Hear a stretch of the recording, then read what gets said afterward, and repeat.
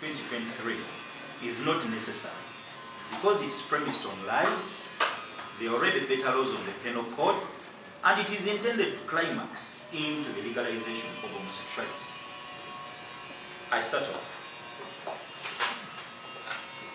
When the same bill was presented in 2013, everybody celebrated. I warned, I wrote to the speaker, we don't need it, it's a trap. They never listened. Not long later, the pro homo took it on, and it was annulled. But I thank God that Justice Stephen Kavuma was so insightful. He never dared to tackle it on its content. They just dismissed it on its technicality.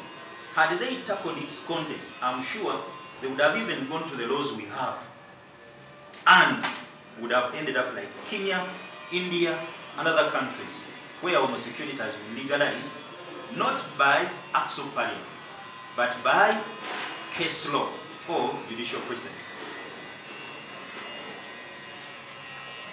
Of course, Parliament always succumbs to pressure.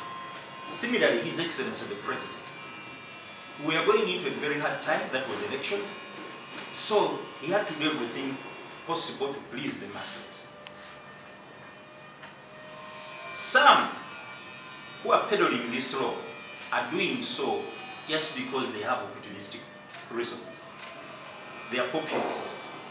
And secondly, they are also hypocrites, because they don't want us to look at what the law says. Secondly, there are many who are peddling it when they don't even know its content and don't want to know. Very few listen to voices of reason. Having spearheaded the nationwide campaign against homosexuality since 2002, I feel obliged to guide Ugandans through this very critical moment so that we don't regret the decisions taken. I'm not reacting to circumstances or making a U-turn, but I'm stating what I've already stated.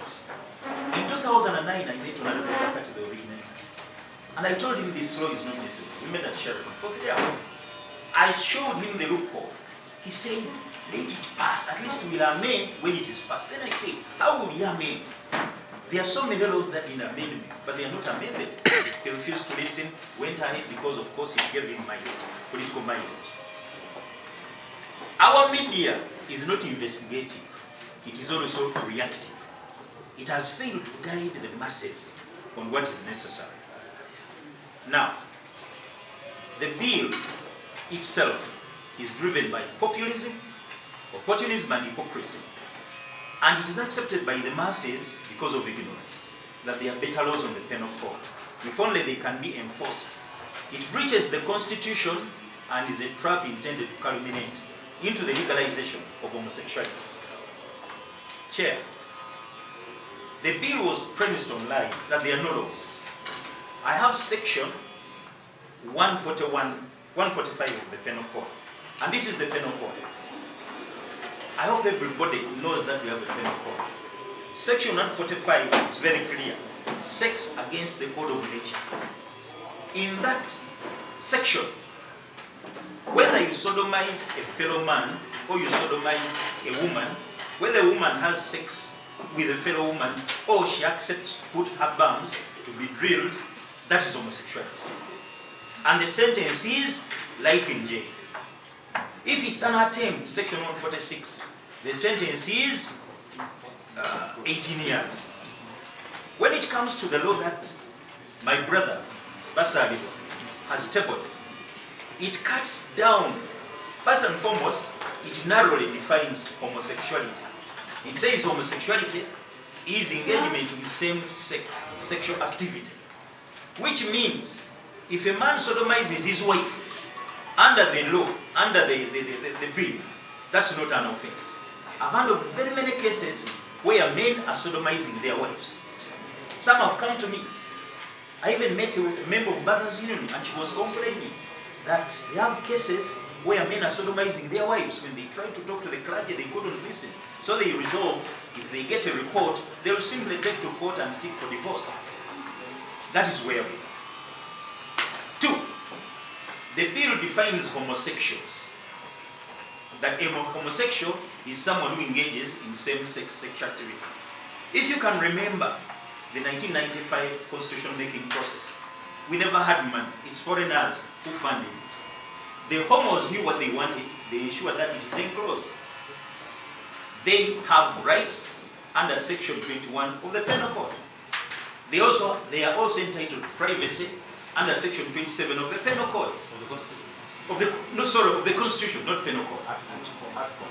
Article 27 of the Constitution, they have a right to privacy. Article 21, they have a right to non-discrimination. It's very dangerous to come up with a law that defines characters or a specific group. Under human rights, you are targeting that group no matter how much you want. They can go to court, get it annulled, but this law is actually giving the homosexuals an opportunity to be labeled people who exist. Because our laws have always denied that they are not homosexuals. We penalize them. They never came up with a definition that a homosexual. Now we are having a law that clearly defines them and puts them there. Similarly, you remember the Equal Opportunities Commission was set up by the Constitution to ensure that we are all treated equally. So it's a trap which we mustn't go into. Now, two, I've shown you it narrowly defines, it excludes women. When a man sodomizes a woman, a man can say, no, I'm a homosexual. I can also sodomize. Now, in 2007, if you can remember, many of you, some of you I'm sure you were, His Excellency Yoweri Kaguta Museveni assented to a law, and that is the Penal Code Amendment. And this is his signature, Section 129 of the Penal Code. It amended the law on defilement. Formerly, defilement included only girls.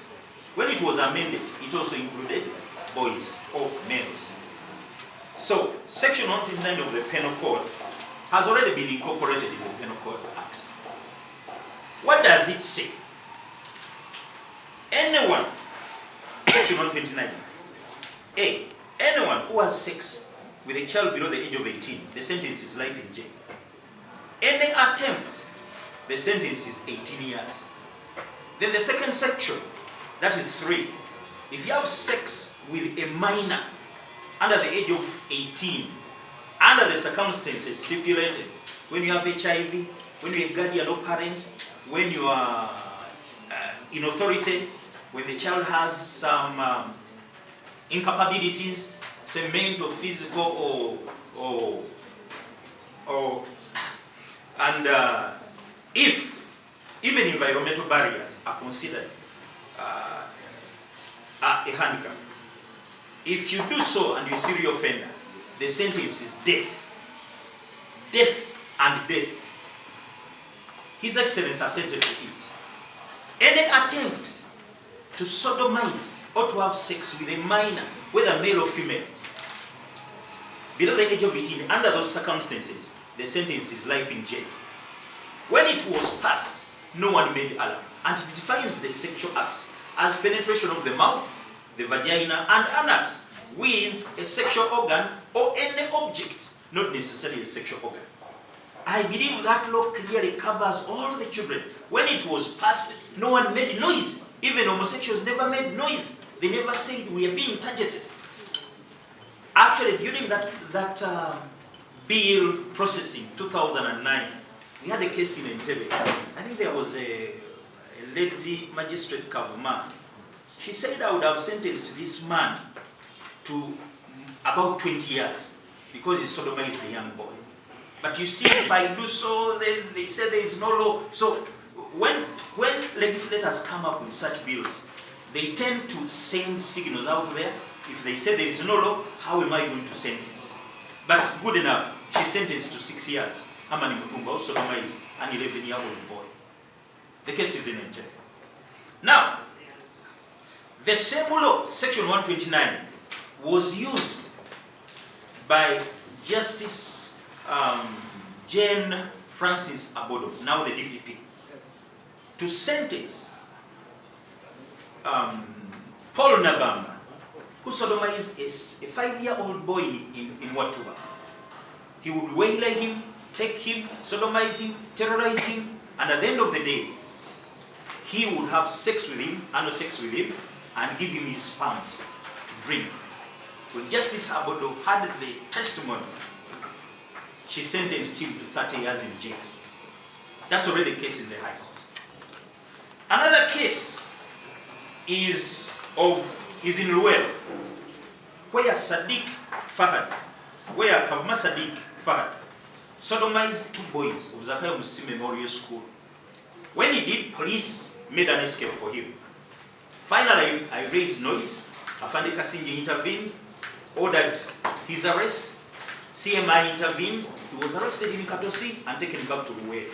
When I went to Luwero on the court day, I didn't know the court, and I asked the gentleman who was bypassing, where is Luwero court? He said, we are going there, only to discover that he was actually the investigating officer. I asked him, who are you with? He said, we are also going to court, this is a witness. And I said, witness, for or against? He said, he's going to say that the boy is alive. And I said, you are the investigator. Now you're bringing a boy to say the witness is alive, the victim is alive.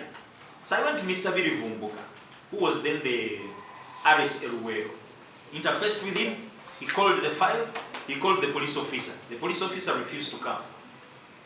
He asked the boy, what were you told? He said, police came and told my father that I come and testify, and said those boys are lying.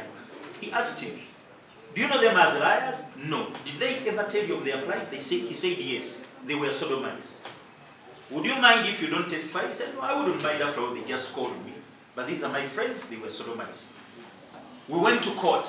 One, Biri Vumbuka wanted to amend the charge sheet from section 145 of the penal code to section 129. We went to court, he sought an adjournment, and it was given. I came back to Kampala. In the night he calls me, Pastor, do you know what happened? No. The man was taken back to court in the afternoon, the charges were read to him, he pleaded guilty and was sentenced to 3 years on each count by His Worship, the Aruhanga Jesse, Chief Magistrate, Luwero, Chief Magistrate then. And these are the 2 cases.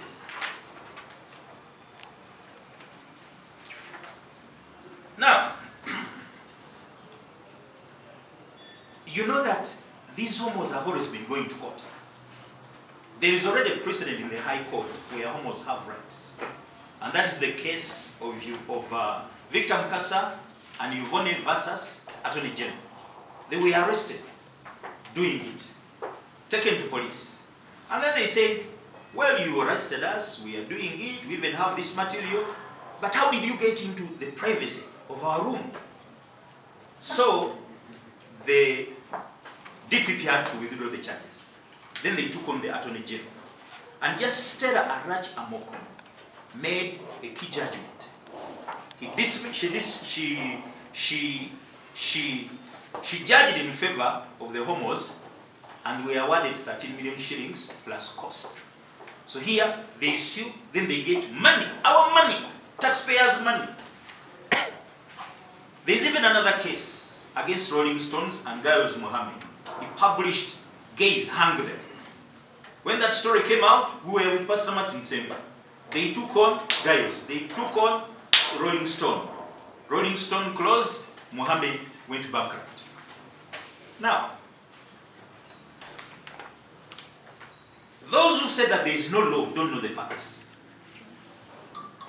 We have very good laws. Now, this is my question. The framers of the anti-homosexuality bill simply copied and pasted section 129 on aggravated defilement, and they renamed it aggravated homosexuality. And then with all impunity, cut down the sentences from death to 10 years, from life in jail to 10 years, and from and then they say that is a very good bill which will fight homosexuality. If the tough law has failed You failed with guns, you want to come with sticks. 10 years. And you say you are serious about fighting homosexuality. I just regard you as a joker. Probably there is something else that you want. Not sorting the problem. When you go to a doctor and you are sick, the doctor, a prudent doctor will do a diagnosis. What is the problem? Not simply say the man came shouting, they've arrested. Here, get an injection. You kill a patient. Section 146 of the Penal Code, 146, clearly deals with attempted committal of sex against the order of nature. And what is so surprising, although the framers of this bill say that sex against the order of nature does not mean homosexuality, when it came to, I think there's a section, I think it's on promotion, they say, there's where the framers state unnatural sex. If somebody engages in unnatural sex, and unnatural sex is what is being condemned. Now, in the bill is intended to muzzle the media. I've been fighting against homosexuality. Our best ally has been the media. Why do we have programs on TV? Fairo kumeza bukidde. And so many investigative cases where police is always on the spot. The system is rotten. Police is rotten. The DPP is rotten. The judiciary, we had to suffer it during the Pastor Kayanja Solomon saga. Boys came to us, reported him. He was sodomizing them. We took the matter to police. Police simply did one thing, to arrest all the victims. David Mukalazi, whom I never took there to be arrested, was bundled with us, and we are all accused of conspiring to tarnish Pastor Kayanja's reputation. We were prosecuted, we were judged, we were condemned without giving us opportunity to defend ourselves. We never defended ourselves. And then eventually, we did community service with my brother, Pastor Martin Semper there, Pastor Michael Chaz. And in that case, there were over 70 kidnaps. Kidnaps. And in those kidnaps, the boys, these are victims, sodomized by Pastor Kayanja. They were stating, they were giving description of their tormentors. Pastor, there is a tall one who bends a bit. That described Pastor Chazi. There is another one who's like a muindi. That one described Pastor Semba. Then there is a short one with grey hair black. That one clearly described me. We waited for police to arrest us.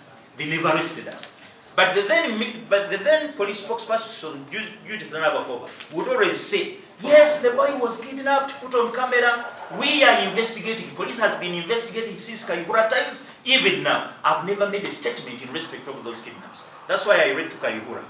After the boys recorded videos, apologizing to us that they came to court and lied that Pastor Kayanja never sodomized them. But the truth is, he sodomized them.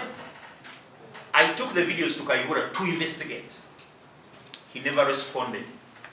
I put it on to him that police and Kayanja conspired to kidnap his victims so that he can be portrayed as an endangered species.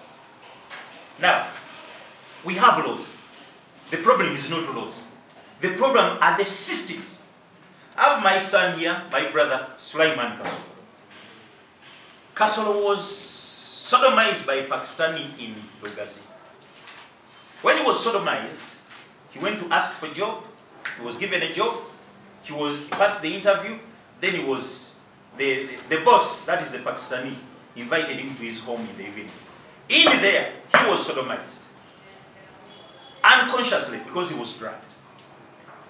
A good Samaritan took him to police Lugazi. Police took him to Kaholo Hospital. They examined him and found that he had been sodomized, the intestine had come out. So they went and arrested the Pakistani. Within just a day, things had changed. The Pakistani was released, Kasolo was arrested, and put into cells, not even being taken to police, to the hospital.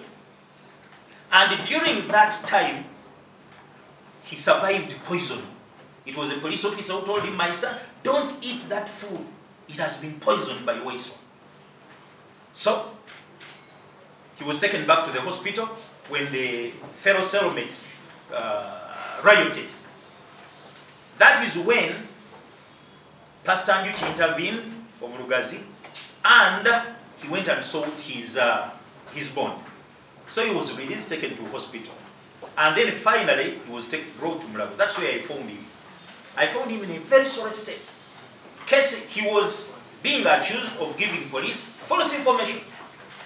Pastor, your 15 minutes actually are up. I was just thinking that if you want to give an account of what happened to him and himself, fine, let him say. So do you have anything else to say in summary? Now, you've covered what? In summary, we have many precedents in the High Court. Justice Musene Masaru sentenced a teacher and pastor, Isabire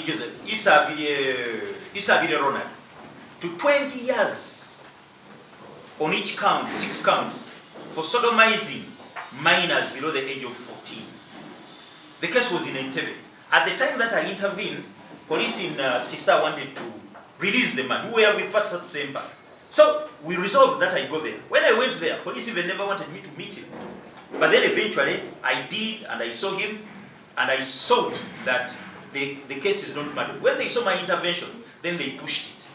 When they pushed it, that is when, now police never released the what? Went slow on investigations. And every time the case was coming to court, we are not yet ready. Until the judge said, if you don't come, this is the last warning, I'm going to dismiss it. Something happened, he never dismissed. Then eventually, plea bargain came. And Ronald Isari decided to apply for plea bargain.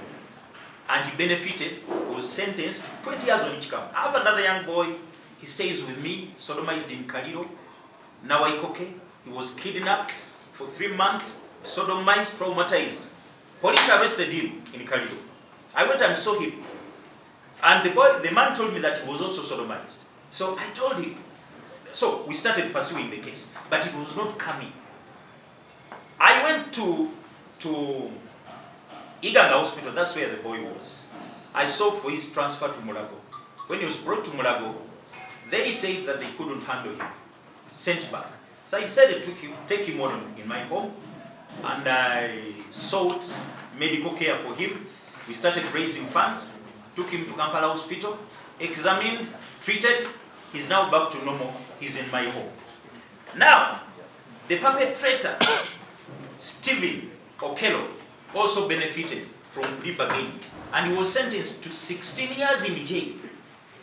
But the prosecution had failed to gather enough evidence to incriminate him. Now, what do we need? The laws are there. Parliament is supposed to hold systems accountable, including the police, including the judiciary, including the Directorate of Public Prosecutions. I wish you can go back to the 17th Commission of Inquiry. Why is police murdering cases? Why is police killing cases? Why is it promoting mob justice? When you look at the crime report of last year, I had an opportunity to look at it, 2022. Police on sexual offenses, I think there were over 14,000 rape cases. But of them, only about 200 were successfully prosecuted. Then others dismissed. Others died along the way. Why would they arrest 14,000 criminals and then be able to put to book only 200? When it comes to aggravated, that is a defilement. The police report states about 13,000 cases handled last year. You can go to the police crime report. How many were prosecuted? I think about 4,000. How many were convicted? They are about, I think, 206, which is a very dismal performance when it comes to justice.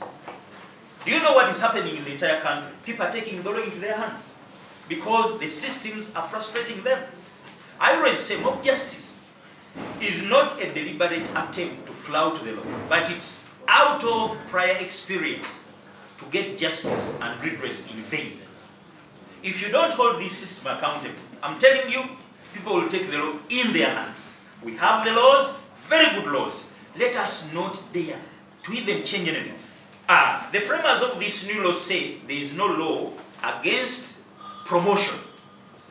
When you go to section 148 of the Penal Code, it addresses promotion. The keyword there used is procure.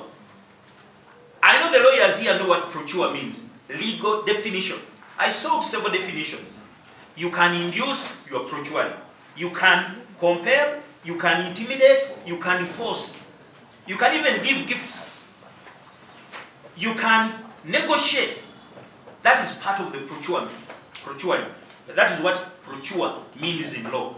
So if in law, procure means that, how can you tell me that there is no law against promotion?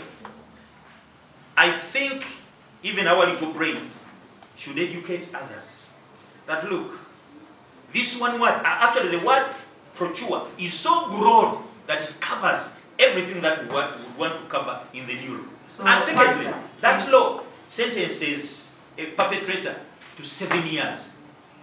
Our law is 2 years, I think. Pastor, Yes. in 2 minutes, what would you want that should be done? What is the solution according to you? Front of fighting. If we can have, I know many times government does not want to commit resources. We need to create awareness about the dangers of indulgence. 2, we need to come up with material which is educative against homosexuality. 3, we need to support victims. That is a rehab center or rehab centers all over the country. That will work. Because 1, if you don't address the hearts of the victims, they end up becoming perpetrators too. I met Chris Mubiru. He told me he was never homosexual until he was sodomized in England. Then he came back and sodomized footballers and celebrities. Until he was arrested and convicted, sentenced to 10 years. So we have very good laws. You cannot say you've come up with a new law. Even if you revise the sentences and say, let us go back to the old law, then why was they coming here? So we need to stop this law. We don't need it. We have very good law on the penal code. It will address. I've included. Please, this is my request. Read my submission. It has a lot. You've given me a very little time. If you need me back, I'll come.